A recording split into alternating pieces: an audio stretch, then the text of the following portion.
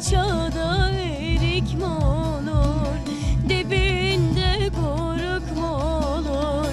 Ben yarimi kaybettim, arasam ayıp mı olur? Ben yarimi kaybettim, arasam ayıp mı olur?